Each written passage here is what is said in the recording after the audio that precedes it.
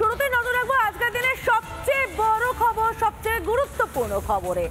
অযোগ্য প্রশ্নে এসএসসি এবং রাজ্য হাইকোর্টে কার্যত তাদের দুজনেরই মুখ পুড়ল। হাইকোর্টের বিচারপতি প্রশ্ন করলেন, অযোগ্যদের জন্য এত দরদ কিসের? অযোগ্যদের পাশে দাঁড়িয়ে অযোগ্যদের চাকরি ঠেকাতে তাদেরও পরীক্ষায় বসার অনুমতি দেওয়া হয়েছিল, যা খারিজ হয়ে গেল হাইকোর্টে।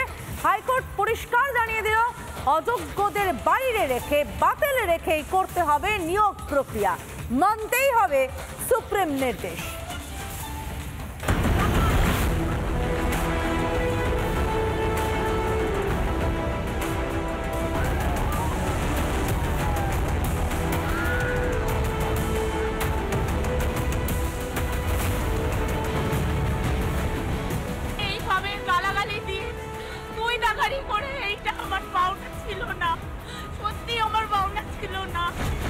শাসকের দুর্নীতির মাসুল গুনতে হয়েছে, তারপরও রেহাই মেলেনি।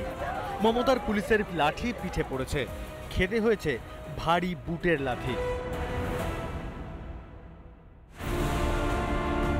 চুরি ঢাকতে রাজ্যের অযোগ্য প্রেমও চাপা থাকে না। শিক্ষা ব্যবস্থাকে ভেঙে ফেলার জন্য একটা চক্রান্ত চলছে। সবাইকে চোর বলে দিচ্ছেন, সবাইকে অযোগ্য বলে দিচ্ছেন। এই বলবার অধিকার আপনাদের দিল কে?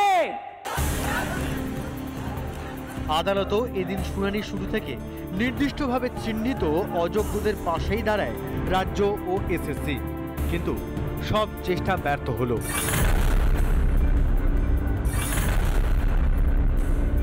মহামান্য বিচারপতি সৌগত ভট্টাচার্যের বেঞ্চ নির্দেশ দিল, যারা টেন্টেড ক্যান্ডিডেট তাদের নতুন নিয়োগ প্রক্রিয়ায় বসতে পারবেন না। ইভেন যারা অলরেডি অ্যাপ্লিকেশন করে ফেলেছেন, যেহেতু 14 তারিখ থেকে অ্যাপ্লিকেশন শুরু হয়ে গেছিল, তাদের ওই অ্যাপ্লিকেশনগুলো ক্যান্সেল করতে বলেছেন। এসএসসি নতুন নিয়োগ বিজ্ঞপ্তি চ্যালেঞ্জ মামলা সোমবার শুনানি ছিল বিচারপতি সৌগত ভট্টাচার্যের এজলাসে।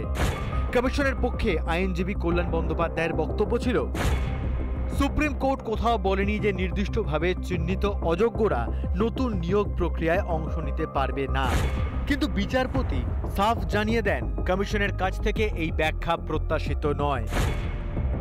সওয়াল জবাব শেষে আদালত সাফ জানিয়ে দিল, চিহ্নিত অযোগ্যদের বাদ দিয়েই নিয়োগ করতে হবে। হাইকোর্টের নির্দেশ, চিহ্নিত অযোগ্যরা বসতে পারবে না পরীক্ষায়, নিয়োগ বিজ্ঞপ্তি বদল করতে হবে এসএসসি কে। একদম জাজমেন্টে ক্লিয়ার যে যারা টেন্টেড বলে চিহ্নিত তারা পরীক্ষায় বসছে না, তাদের টাকা ফেরত দিতে হবে, এবং যারা আনটেন্টেড তারা পরীক্ষায় বসবে, তারা স্কুলে কন্টিনিউ করছে।